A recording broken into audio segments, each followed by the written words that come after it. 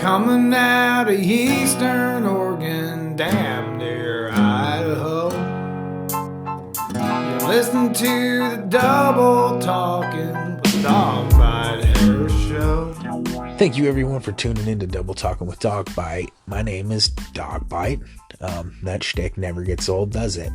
On this episode, I've got Ernie Clark and the Magnificent Bastard.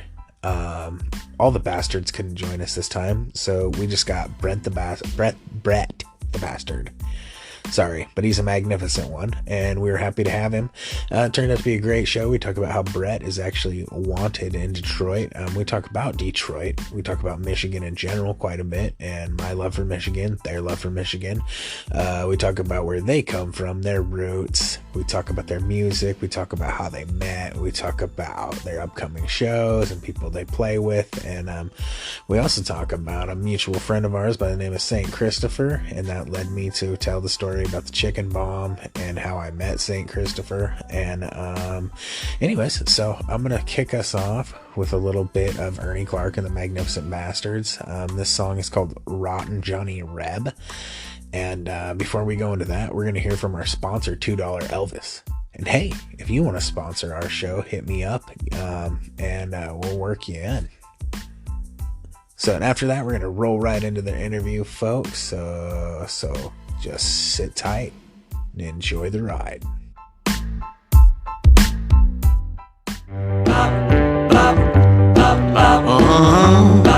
Howdy. My name is $2 Elvis. I'm the owner-operator of King of the Road VIP Chauffeur Service. That's the tour guide service where you take a tour of Nashville with me, the King. Well, look out now, I'm cruising around town. You wanna see the city, I'll take you around. Hop on in my baby blue sedan, but don't get jealous of my hundreds of fans. I'll show you the sights and all the bright lights. You say, Elvis, take the wheel. Elvis, take the wheel. Elvis, $2 Elvis, take the wheel. All you gotta do, baby, is go to www.2elvis.com. Select your date, put down that deposit, and you got a date with me, the King. Elvis, $2 Elvis, take the wheel.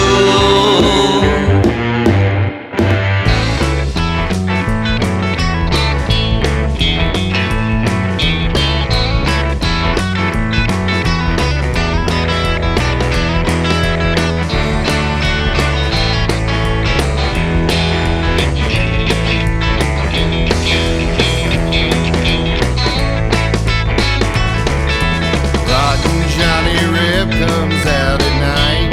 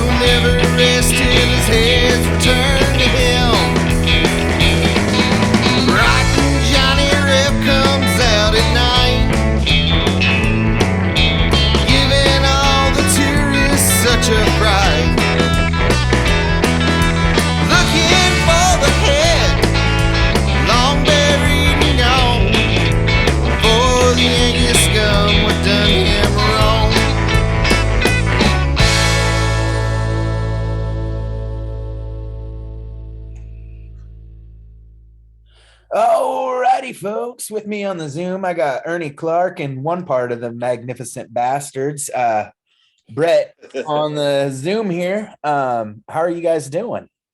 I'm doing Doing great. pretty good.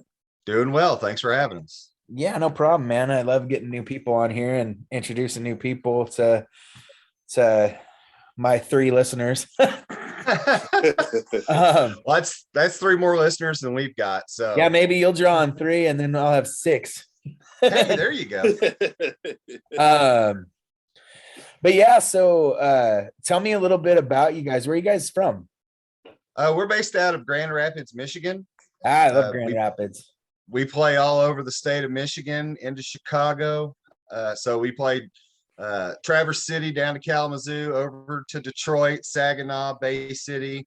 We try to hit the whole mitten, and then like I said, we play over in Chicago. Hit up Reggie's last fall. Hell of a time. Right on. Heading down to Kentucky this summer. Yeah. We're heading down to Kentucky this summer, hopefully. Cool. Who'd you play with at Reggie's? We played with a couple of local bands, Joe Ryan and the Dirty Green. Okay. Cool. Yeah, I was wondering if you played Moonrunners there or not, because that's I played Moonrunners at Reggie's. Not yet. I'm What about trying to get us on? Did you get those wings while you're there? I did not, but one of the cats that was with us did, and he absolutely loved them. Holy fucking shit. Yeah, they were good. I've never had fucking wings like I've had at Reggie's. I ate way more than I fucking should have, that's for sure. Yeah, I've heard they're pretty fucking good. Well, right on. Yeah, I love Michigan, man. Rachel Brooks out of Michigan. She's one of my favorites. Yeah. I'll probably have her on again here pretty soon. We go way back, Sweet. and then yeah, I'm actually going to see her in May in Grand Rapids. Oh, nice. So yeah, really looking forward to seeing her. I wonder if trying to get Devlin on booked that. Say it again. I wonder if Devlin booked that. Devlin Carver used to be a booker up in Grand Rapids, I know. Actually Ted Smith booked it. I do know Devlin. She books over at Mulligan's. Okay, yeah, that's right. Yeah, she's a sweetheart. Love her to death. She's been really good to us. Yeah, Devlin's pretty rad. She's an OG. She's been around the scene for a long, long time. Yeah, hell yeah. Trying to think of what else. I mean, I got friends up in Lansing too, and I hang out with when I go up there, I usually stay with Uriah from the Goddamn Gallows mom and brother. Oh, okay. Oh, Been a yeah. while since I've been up there. But yeah, I love Michigan, man. It's probably one of my favorite states in general. I mean, everybody likes to shit on Detroit, but I feel at home there. I think the dirtier the better for me. Yeah, fucking A, man. Hey, I love Detroit. Yeah, I do too. Detroit's awesome. I'll tell you something though. I feel for the people in Flint right now, man. I mean, I don't know if their water situation's got any better, but it was fucked when I was touring. So it's been like forever that their water's been absolutely fucked. It's Yeah, still it's pretty still shitty. pretty I think. jacked up. Yeah, I can't imagine you probably don't want to drink the shit. No, No, I definitely want to have some reserves, some bottled water, or maybe some good spring water, Yeah. or some whiskey. Or some whiskey. beer's always safe. Beer's Yeah, a beer. safe bet. Anything distilled or brewed is fine. Hell yeah. Yeah. So tell me a little bit. How long have you guys been a band for? Well, 5 if you don't years. count, if you don't count COVID, if you don't count COVID, 5 years. So yeah, we got together in 2017, played our first show 2018, and then we've just sort of been around ever since. Dropped our first album about a month and a half before COVID hit, and then COVID fucked us over, and Yeah. so now we're just trying to play catch up. Yeah, I hear you. So who'd you go record your first album with? We actually did it all in house. Our drummer Billy Hurt, amazing drummer, good dude. He has a studio in house, and we did everything. It's all DIY. We took that. Brett comes from a punk rock background, and so we took that DIY ethic to heart and just plowed into it and did our own thing, and it works for us. That turned out pretty good, man. It really did. Yeah, and it doesn't hurt that Billy's a monster when it comes to recording, and We're just all the work he put into it with the mixing and mastering, just that incredible. dude He's a machine. He works on it and works on it until it's perfect to his ears, and then he works on it some more, and then he throws it our way, and generally it sounds pretty damn good. And we're very fortunate to have him on board with us. Yeah, that's it's always convenient to have a studio at your every whim too, you know. Yeah. So Yeah, you have an idea at practice, and it's like, oh, hey, what did he play 3 weeks ago? And he's just like, oh, I think I recorded that. Boom, here you go. I'll send it over to you. Yeah. I mean, yeah, he runs tape on everything. So all our rehearsals, he'll throw the rehearsals to us. If we hear something we like, we can roll with it. We've got a new one we're working on that our guitar player Derek Tiller brought in. So it started as just a guitar riff, and I wrote lyrics, and now we're going to bring it back together this week, and we got a new song out of it. So we're excited to start that process. Right on. So yeah, you got a new single up too, don't you? Yes, sir, we do. It's Yes, called we The Other do. Way. It's written by my friend Timothy Holland. He and I played in a band together way back in the day in Lexington, Kentucky. He wrote the song, and we've been playing it pretty much from day one. And it has struck a chord with some folks, and we've been fortunate. There's some radio stations playing it locally and in the state of Michigan, and we've had stations out in Australia even playing it. So we're pretty excited about it. We're getting ready to shoot a music video in a few weeks for it. So we won a battle of the bands pre-COVID, and now we're finally cashing in. It's been a long Well, at least they time. held up to their end of the bargain. A lot of people probably would have just been like, "Oh, fuck that." Yeah, no, they've been super fucking cool about the whole situation. It's through one of the local universities through their media department. I think gotcha. it's their media department. So, but no, they've walked the walk with us the whole way, and now it's time to start recording, and we're getting ready to shit and get it. Cool, man.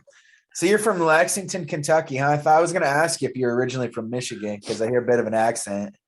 No, actually, I'm from a small town called London, which is even farther south. I was born in Corbin, where the Colonel created his 11 herbs and spices mix. Oh man, So I watched a documentary on that not too long ago. That crazy fucking guy shot some dude and shit. Oh, dude, I grew up. His nephew Joe Eddie. Sanders.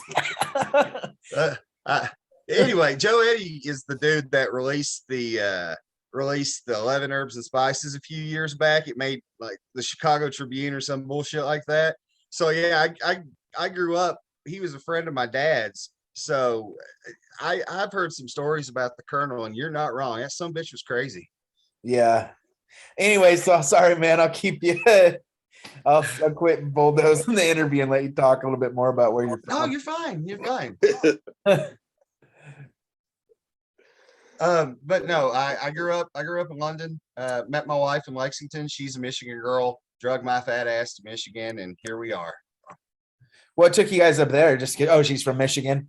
Yeah, she's from here originally, and she was working for a company. They transferred her back. We were married, had a couple of kids, so I just came along for the ride.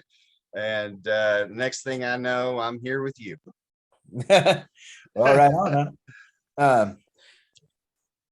Where are you from, Brett? I'm from a small town called Hesperia in Michigan. So Michigan. it's in the middle of nowhere. Yeah, that's kind of where I'm from too. I'm from a small town in Oregon called Heppner. Everybody always thinks Oregon is all fucking trees and lush evergreens, but like there's a desert like that takes up the majority of it. And that's where I'm from. No shit. Yeah, it's a little. It's not like your stereotypical desert, but it's definitely dry and fucking brown around here. For everybody thinks like it's kind of like I-5 kind of separates everything. That's where most of the population is at because Oregon's a huge state. And then on the east side of Portland, probably 80 to 100 miles, it just turns to desert. And that's where I'm from. And it's pretty much a desert. Kind of looks like Idaho all the way, right through. So, but yep. Small town in the middle of nowhere, probably 4 hours. Nothing wrong with a small town. No, it's all right. It gets a little old. Yeah. They do That's it my fun, opinion. you know. But yeah, it's also it's got its ups and downs, you know, as I'm sure you guys know. Yep. Absolutely. Absolutely. Yeah. So you guys have some shows coming up too. We talked about that a little bit. You want to tell everybody about what you guys are up to for as far as shows go? Oh yeah, for sure, for sure. Next Saturday, March 19th, we're at Turnstiles in Grand Rapids, Michigan. Then on March 25th, we're at the Iron Well in Grand Rapids. And April 2nd, we're back at Turnstiles. And then finally, on the 9th of April, we finally get to go back to Detroit. Brett's warrants are all gone, and we're not going to try to throw his ass in jail. He's already got work release lined up, so we're gonna head down to Detroit. It's his birthday weekend. Birthday weekend, so I'm primed and ready.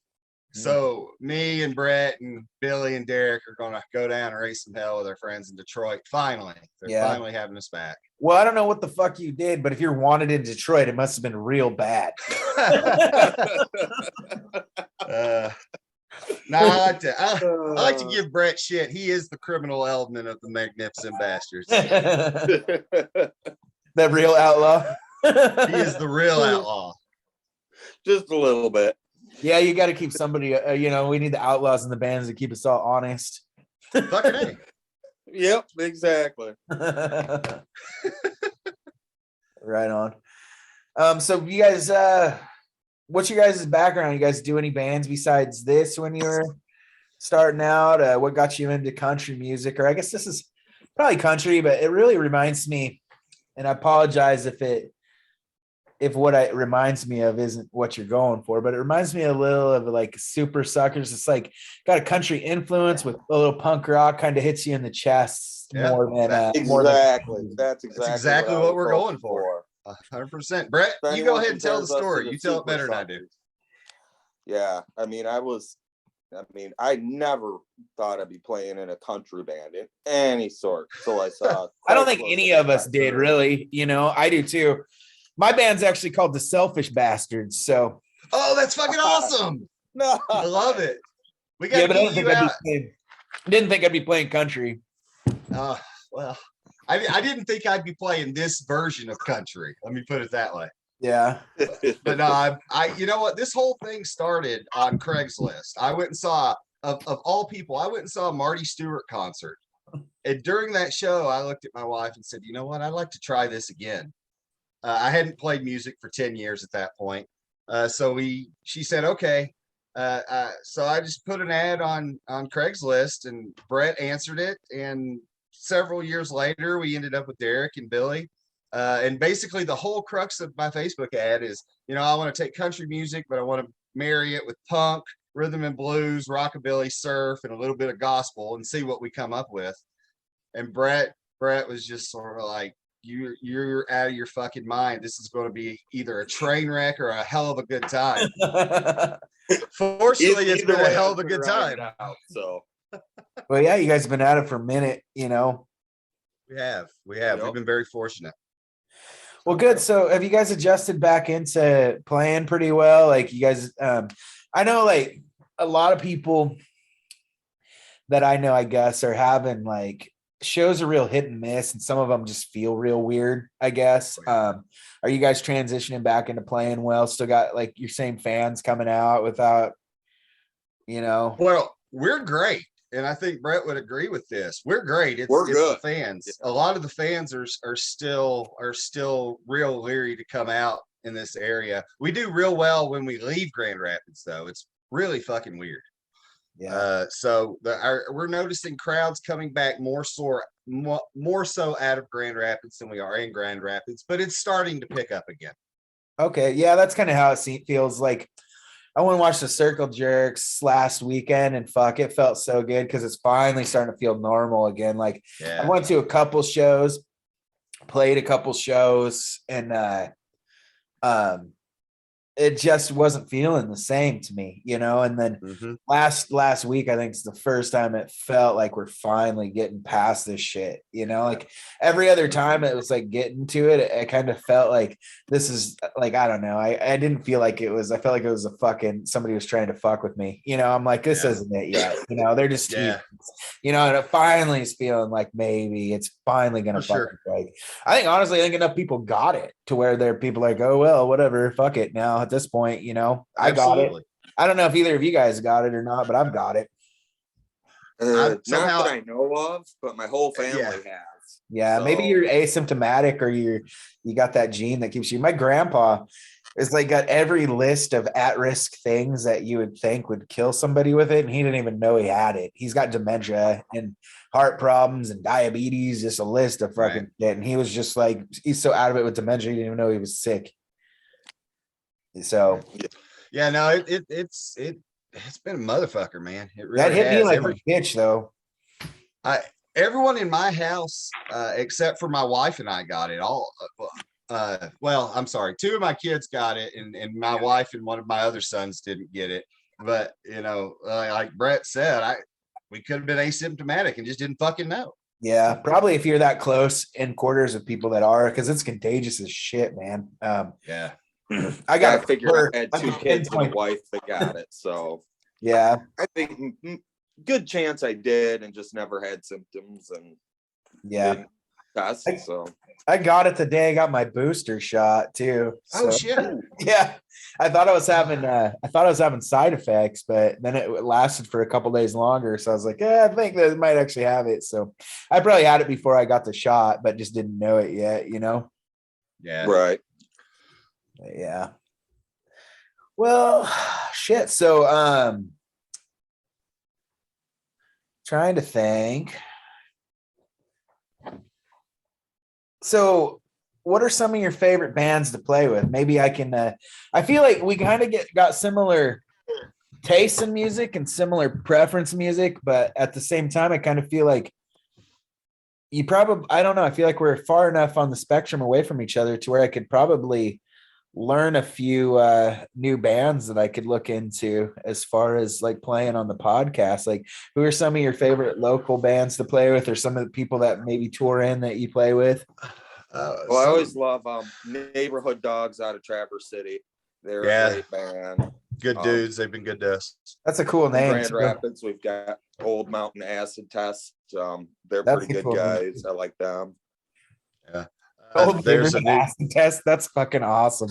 Yeah, they're really cool dudes. They're actually on the bill with us coming up at one of those Turnstile show. There's another really cool band, Colt, Snuffer, and the Dead Horseman, that I think you'd really dig. As far as bands coming through, you know, Nick Dittmeyer and the Sawdusters, really dig them. Played with the Crank Daddies. Yeah, the Crank Daddies were fucking awesome. Yeah, amazing. And the Hellroys, fantastic guys. Yeah, that's cool because I've never heard of any of those guys really. And awesome. There's another Grand Rapids band, Black Cat Bone 616. They're really cool. I hear their bass player's a dick though. I've heard their bass player's a huge motherfucker. Your bass, is he like in your band too or something? It's Brett. Oh, it's sweet. I play in two bands, so yeah. But no, I wanted in Detroit. You know, Brett's rap sheet makes it hard to book. Let's be honest. Fuck. You set one damn train station on fire and you're fucking persona non grata all throughout the state of Michigan. Yeah. Hey man, some people just don't forgive, you know. I know. Fortunately, most of the people that come out to see us are very forgiving. Especially at the end of the night. Yeah, exactly.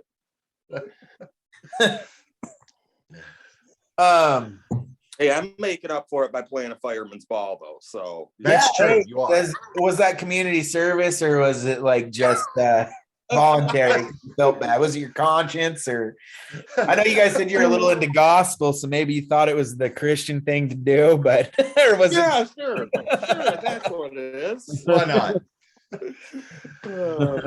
How many hours do you have to donate to the before you're with Christ? You know what? It changes daily. It changes. It changes. It changes with every 10% tithing. So they keep adding time. So hey, how did you guys hear about me? What was the thing that made me pop up on your guys' Facebook in a land where nobody ever hears about me because they keep any kind of art blocked? You know what? I've seen your name pop up for years. Dogbite Harris, Dogbite Harris, Dogbite Harris. I can't remember if it's because of Muddy Roots, or if it's because of the Outlaw Carnies or whatever it is. But what really put your podcast on the map for me is Christopher Webster. Oh, okay. Yeah, he, he's an old friend of mine too. When he was in Grand Rapids, we did a show or two with him and cross paths with him on more than one occasion. Hell of a guy, missed the fuck out of him. Yeah, he's a wild card. I love Chris. Yeah. He's one of my oldest fucking friends in this business too. I met him through the Carnies too, and oh sweet, okay. Because I got my start and my nickname by touring with Bob Wayne as his merch guy. Oh, okay. And that's where I met Chris. Oh, and then when I went out on my first tour, he was one of the first people to book me, and it was right when he was coming out of the motherfucking Saints and doing his solo stuff. Right. And he booked this place in Nebraska, in Lincoln, where he's from, called Knickerbockers. And I don't even know if it's still up anymore. But so Knickerbockers there's a couple different stories about it. I'll tell you the one about when I played there with Chris, no people at all. It was literally just me and Chris, and the place is like a huge room. And and Chris like literally hawks the loogie on the fucking wall and just like watches it roll down while he's playing, and like nobody's paying attention to us at all. Like it was funny. And I drove just an insane amount of time to fucking be there, but it was cool, man. But that's how I met him before playing with Bob. And that's funny too. That story actually involves spit too, because I walked into it was the same place, Knickerbockers, but it was packed. And I walk in and I've got an armload of merch, and I just see a loogie like fucking fly right in front of my face as I'm like walking. And I look up and Chris is there with the motherfucking Saints, just like screaming into the microphone. I'm like, holy shit, Lincoln knows how to party. And I was like, and then I talked to him afterwards, and he was not what I expected, because he's just such a sweetheart and a cool guy, and he's a good dude. And at that point in time, he was a fucking prison guard, I think. So, but yeah, but I guess there's this old wives' tale, and I don't know if it's true or not, about Knickerbockers, and it's just Hank 3 played there. Bob Wayne was telling me this story when we played there, and Hank 3 played there, and I don't know if you've ever heard of the chicken bomb or not, but and I haven't heard it talked about for a while, but it used to get thrown around on tour when I was doing it early. So you take a mason jar and you put like a raw piece of chicken in it, and then you put buttermilk in it, and you put the cap on it. So like guys would do this to venues that fucked them over. And apparently Lincoln fucked Hank 3 over quite a bit, so they chicken bombed the place. And then on top of that, I guess Hank 3 fucking stopped on his way out of town and threw a brick through a window that he thought was Knickerbockers, but it was the record store next door.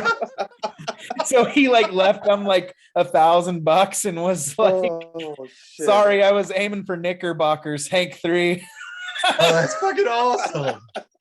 I don't know if any of that's true or not, but like apparently that was a story we heard on the road quite a bit about the chicken bomb. And I don't know if it's ever worked. I've never done it. I've thought about doing it to a couple people, but then I'm like, I gotta waste money on chicken and fucking buttermilk and mason jars. I'm gonna just have this shit laying around, and I just got ripped off by the club, And then how do you find out if it works? You don't just knock on the door and say, hey, anything odd happen? Yeah, and it's supposed to happen over time. Like it's supposed to take a while because it ferments. and then it's supposed to explode or crack open after time, and then it just stinks, and I guess is what happens. But I don't know. I've never seen it executed properly. But like you said, how do you know if it works? Because how long does it take? And you're not just going to roll back in and be like, hey, anybody smell anything funny here? If you, Yeah. Right. Nah, you know what? Now that I know about the chicken bomb, I can think of a couple uses for that. I was going to say, Brett's wanted in Detroit. So maybe Brett will be the guy that finds out if it works. Maybe he's got the cojones to walk back in there and be like, do you guys smell something? Next time I have you on, you got to report back to me if the chicken bomb worked. That's your new. That's your next project, Brett. I like it. I can think of a bar or two that might need one down there. Yeah, there's a bunch. Yeah. Yeah. So what about you? When's the next time you're going out? Well, right now I got an ACL replacement on on the list here in a couple weeks. So, but I got I probably won't be doing any touring for a minute. Because I'm gonna eat up all my vacation time. I'm not the old dog bite that used to just tour around anymore. You know, I got kids and shit now too, or a kid. Mm-hmm. So I got responsibilities, but I got a show. Responsibilities, man. Yeah, I got a show in Tacoma with the Pine Box Boys coming up. Just bouncing around a little bit at the summer, just getting our feet back on the ground, getting the band moving. Probably gonna work on some new material and shit too with the band, and try to get in the recording studio is another goal. So, and then once I get a new album out, I think then I'll plan maybe go out to Moonrunners again or something. So maybe I hit you up and we can do a show together. Yeah. That'd be fun. Fucking A, come on out. Yeah. Come on out. We'll see what we can do. That'd be amazing. Yeah, that's what I love about. I mean, yep. It's I don't know, man. It's like a lot of the people I used to play with have packed it in, man. So it's kind of tough for me. So that's also why I'm glad when new people hit me up that are just getting rolling and are still in it, you know. And it's because like I haven't been out on tour for a while. I don't meet a lot of new people. It's all the same people I've been running with for a while. A lot of them have gotten old or burnt out is a lot of it too, you know. Like when you get out there on the road and you start playing and shit, it's like you get, you know, a lot of it, we don't make money doing this shit, you know. Definitely a labor of love for us, you know. And 100%. a lot of us just get to the point where we pull the plug and normal life doesn't seem so bad, you know. So yeah, you know, this whole crazy bullshit that we do, going out and entertaining people, I missed it during COVID, and I have since learned that that's what was keeping me sane for the last few years, was going and hanging out with Brett and Billy and Derek, because god damn, it's been rough. Yeah, it does, man. Like it really sucks because like I don't do normal life well. I don't.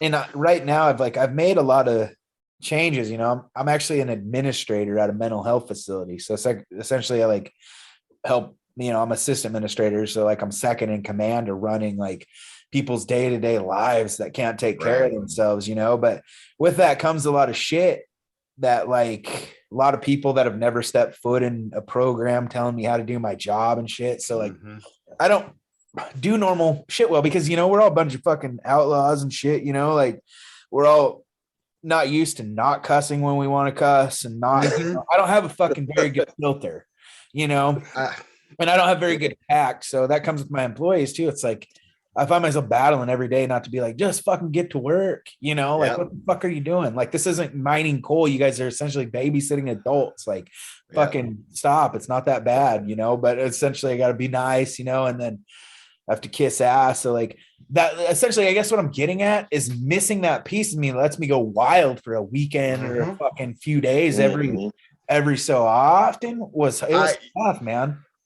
You have no idea how much I can relate to that. I work in a fucking law office. Oh shit. I'm a legal assistant by day, and I look like this, and I don't have a filter either. So I completely can empathize with you, man. This whole office life, there are some days I'm like, I am not fucking built for this, man. Oh yeah, there's a lot, man. And I got a really cool boss, so she keeps me grounded a lot. But fuck, man, like there's been a lot of times where I'm like, what the fuck am I doing? I don't belong here. Like, and this is like, and there's like, I'm like, why do there's like a lack of common sense with the people that are really running the show that just drives me fucking bonkers, you know? Yep. So, oh yeah, especially when you know that you can go out on the road, or you can go out to a club and you're your own boss and you can do things your way.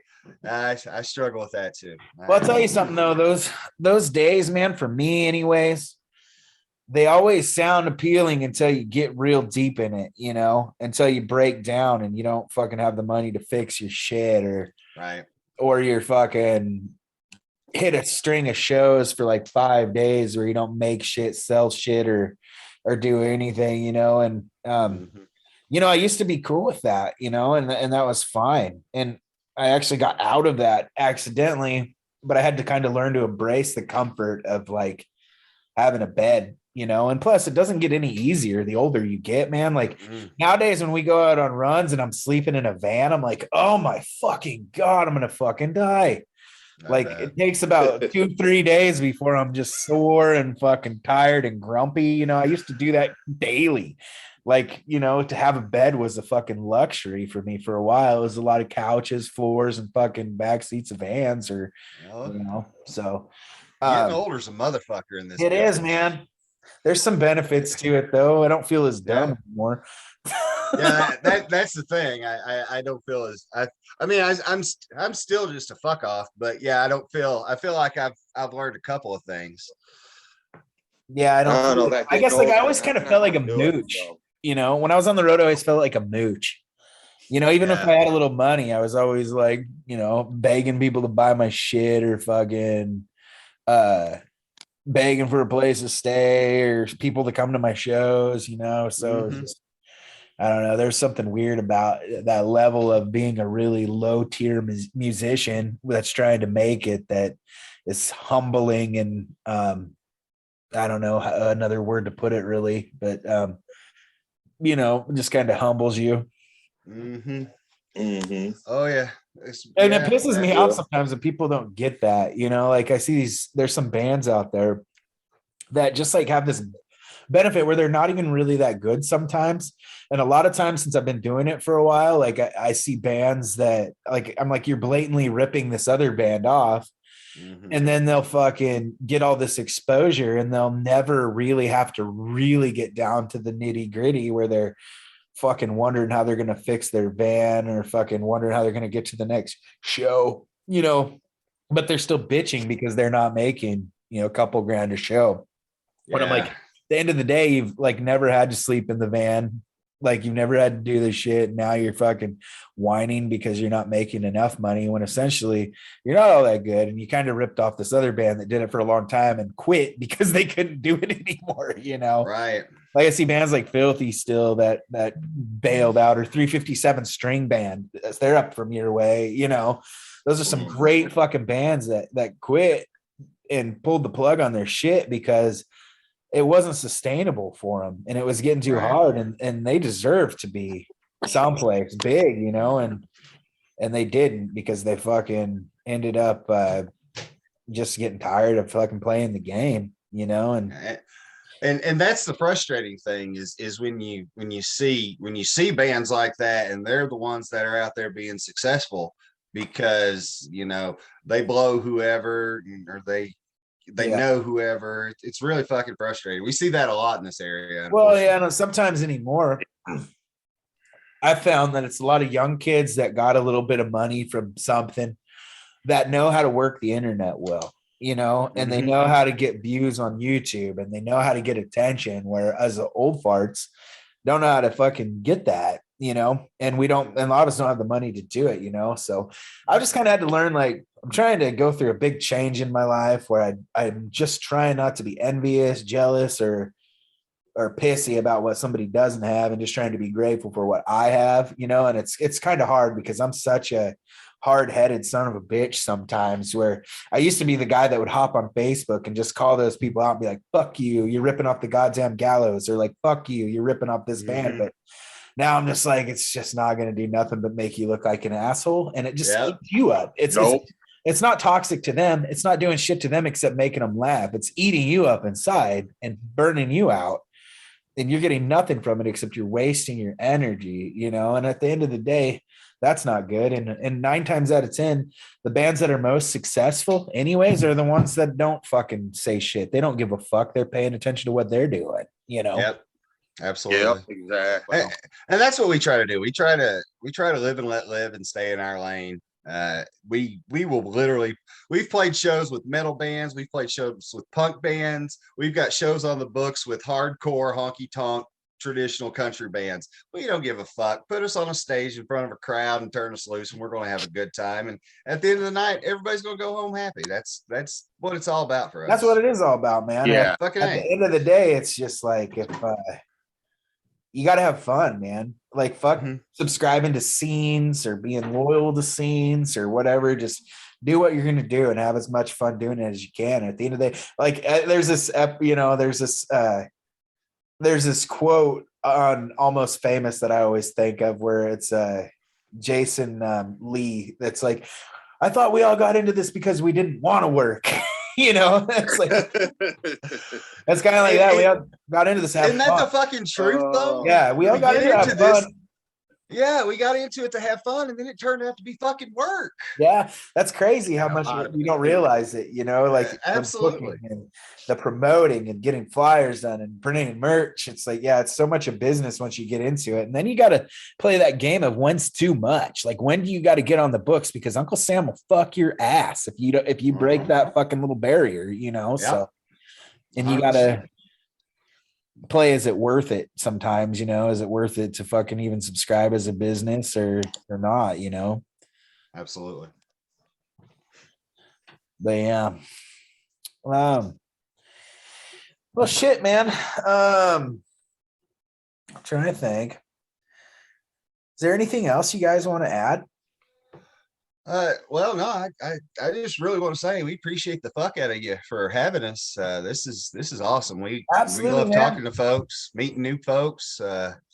It's all about it. I wish Derek and Billy could have been with us, but we'll have to get them in here with us next time we talk to you. Yeah, man. And like I said, I'm always looking for people to come on. A lot of times it's like, I feel like I'm asking the same people and they're like, fuck, not again. You know, so it's cool that people are hitting me up. When I first started doing podcasting, it's weird because people would always be like, I'd get fucking 10 to 12 people a week sometimes want me to play their shit. You know, and I just play anybody. I don't even care if I like their stuff or not. If somebody was cool enough to send me something, I'd play them, you know? So, right. People just send me all kinds of shit all the time, but now it's like podcasting's changed so much that it's people don't like even seem to care. And I don't know if it's like the fact that Facebook and social media has kind of changed, because they literally like block you from fucking getting any kind of views or anything if you don't pay them or put the right words in and shit. So but it's just cool. Like, you're the first people that have hit me up for a minute that are new, that I was really like, fuck yeah, these guys are awesome. Like, so I love it. That's so awesome. Any of your friends that are listening that fucking want an interview or want me to play their stuff, man, I'm always looking for new shit to play, new people to interview. It's like I said, a lot of times I feel like I'm cycling through the same people, and I've actually been generating some steam lately. So that's cool. Like, I've finally been getting some stuff. So back at it. And, but yeah, I appreciate you guys hitting me up. It's a two-way street, man. I really feel like I really like being it really makes me feel good to know that people are listening that I might not know, you know? Right. Absolutely. And you know, you're 100% right. It's 100% two-way street. We can't do what we do without people like you who are already out there and doing your thing. And we're fortunate that you dug what you heard and that you're having us out. You know, a lot of people are scared off by us because, you know, Brett wears a skirt and we're called bastards. So that that Christian right, that fucks us right in the ass with those guys. Oh, they don't care for that much. But no, They got like a I bad said, word in their name. Yeah, I tried to get my band to change it because like I was like giving them all these outs and they're like, we like it. And I'm like, dude, like I really kind of want to drop it. First off, mine came from a fight with my wife. So like that's just a fucking fight all the time, So I'm like, right. Second off, I'm with you guys. It's like I don't want to I want to be able to promote. And I know like my friends Whiskey Dick always have a fucking problem with their fucking shit not getting Can't on figure fire. why. Yeah, Right. So like, so like, I'm like, fuck, man. And I want them to be advertised so people know the difference. Cause I used to play solo all the time and my solo show is so much worse than my band show. My band show is so much funner. So I want people to know when they're with me. So people aren't like, oh, fuck, it's just dog bite. Or instead people are like, oh, they got the band, it'll be a lot more fun. So I want them to promote, but like, yeah, I was just like afraid of them people promoting it because of the bad word, but I got vetoed by all of them. They were like sending me, I'm like, send me band names that you're interested in. It's always like Dog Bite and the Dog Pound or Dog Fight and there's everything. I'm like, you guys, it doesn't have to be a dog related thing. Right. Like, well, we like Sloppy Bastards. I was like, all right, fuck, fine. We'll just fucking keep it, man. So We Dog struggled. Fight and the Red Rocket All Stars, Oh, that's fucking great. The Red Rocket All Stars. The Red That's Rocket. hysterical. Dog Bite and the Red Rockets. I'm gonna have to drop that one. Oh, that's fucking amazing, Brett. No, we're Well, that's what you'll get billed as if you come up here and play with us. We'll make sure. well, 100%. We won't give them a choice. Fuck no. Dog Bite and the Red Rocket All Stars. Perfect. Whatever works. I don't care. I'd go see that band. Oh, hell yeah. What'd be funny is if you put like a Christian spin on it to trick the Christians, be like Christ Red Rockets or something like that. Oh my God. Oh my God. They wouldn't know what to do. I'm actually going to text my band right now and tell them that's the new name.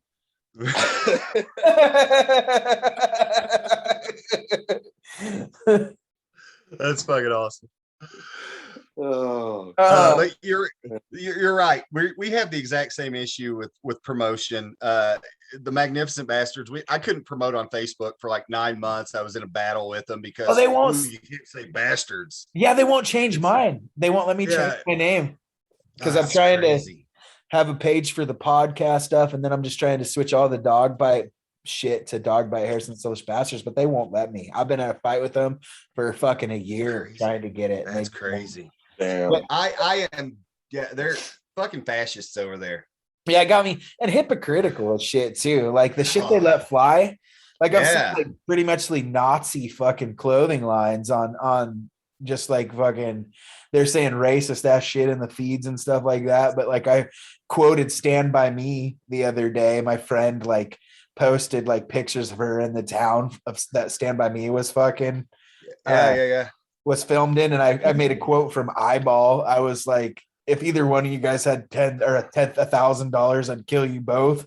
And they were like, yep, you're off for fucking like a week. I was like, you gotta be fucking kidding me. That's crazy. Yeah, like, I had that same shit with them over Rick the Wild Thing Vaughn from Major League from a year ago.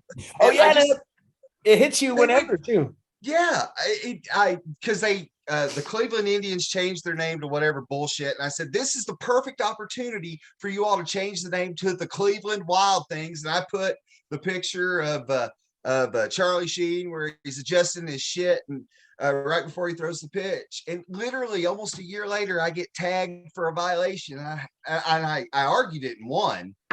Working in a law office has its perks, I guess. But I argued it and I won, and they restored it. And I was just like, this is ridiculous. It's been up for a year, and it's literally just from a fucking movie that everybody knows. You all are off the reservation. Figure it out. I think I've only won one of those fights out of like all of them. And it happens, it seems like every couple months I get put in Facebook jail for something. A lot of the time fucking rare. just a lot of times just me and my buddy fucking fighting about bullshit. Like we always talk shit to each other in our comment threads, and then one of us will be like, "Yeah, I'm in Facebook jail now." You know? Yeah. You have to learn how to like cuss without cussing now. Like you got to put like shit in there to hide it. It's just dumb. Like, Yeah, I'm not. I'm not I miss either. MySpace. Everybody's Fuck yeah. that's always a topic on here about how everybody misses MySpace. You could, if you're a band, it was ideal, man. You could fucking put your music up there and you could push shows. It was great, man. And then people just would go check it out. MySpace was a fucking amazing platform for a young band. It really was. I use that shit all the time.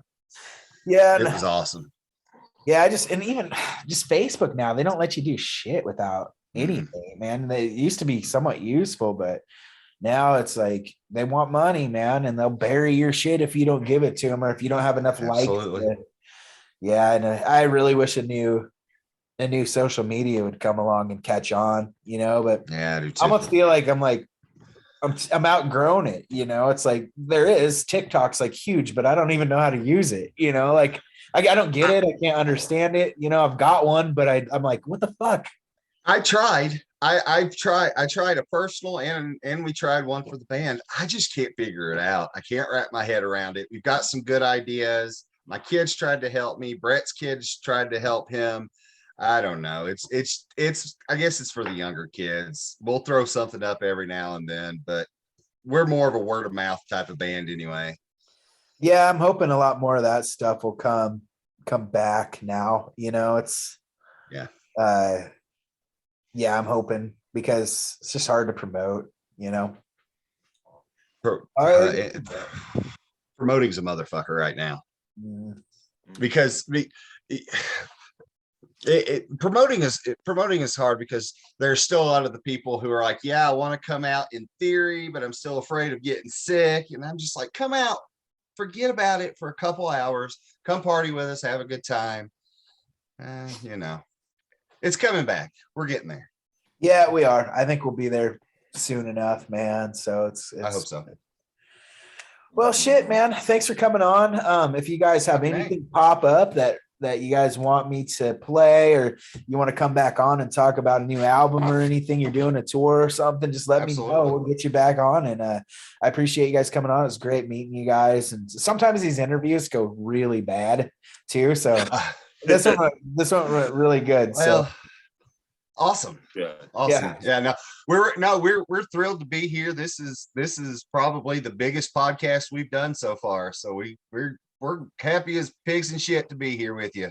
All right, man. Well, yeah, we'll get you back on and I'll start playing your stuff on all my other podcasts too. So fucking A. We appreciate you, dude. Passing the word around.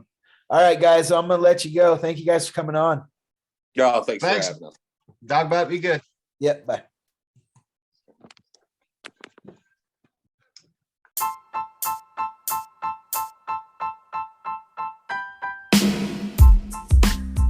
Thank you everyone for tuning in. Thanks to Ernie Clark and the Magnificent Bastard.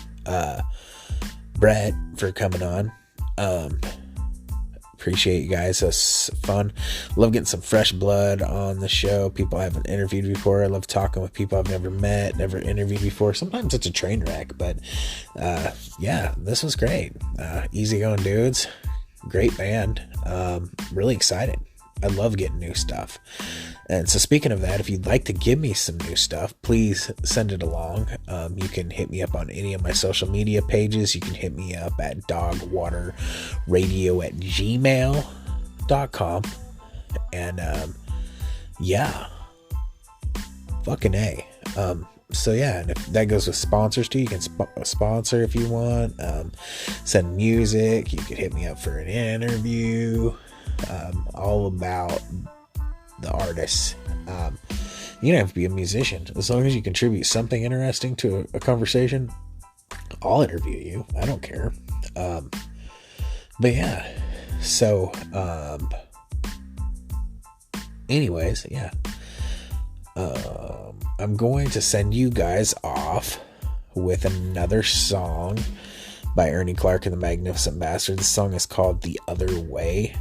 Be sure to tune in next time when I interview, I think it's Whiskey Dick this week, but things have been changing. It was supposed to be Whiskey Dick last week. So I know they're busy. They forget they have shit going on. So, yeah, I actually had 2 really big guests on deck, and they are all of a sudden got super busy. So, but Whiskey Dick hopefully will be our next guest. I had a list of really cool interviews for you guys. I'm excited to show you. In the meantime, though, please go out and check out some of our other interviews. We got James Honeycutt, Jared McGovern from Urban Pioneers. Jack Gibson was just on from Exodus, probably one of our biggest guests ever. But yeah, man, we have a lot of good people on. A lot of good people. So, and a lot of good people coming up. So, but yeah, anyways, like I said before, this is Ernie Clark and the Magnificent Bastards at I want to say Grand Rapids. Is it Grand Rapids? Fuck, I don't know. I can't remember. It's late. I'm tired. I think it's Grand Rapids. Grand Rapids, Michigan. Is Grand Rapids in Michigan? Holy shit. I'm fucked. Anyways, this is The Other Way. And that's how I should do a podcast. Like the other way to do a podcast, not the wrong way. The Other Way by Ernie Clark and the Magnificent Bastards. We'll see you motherfuckers next time. Or hear me. You'll hear me next time. Whatever. I give up. Fuck it. I love you guys. Thank you.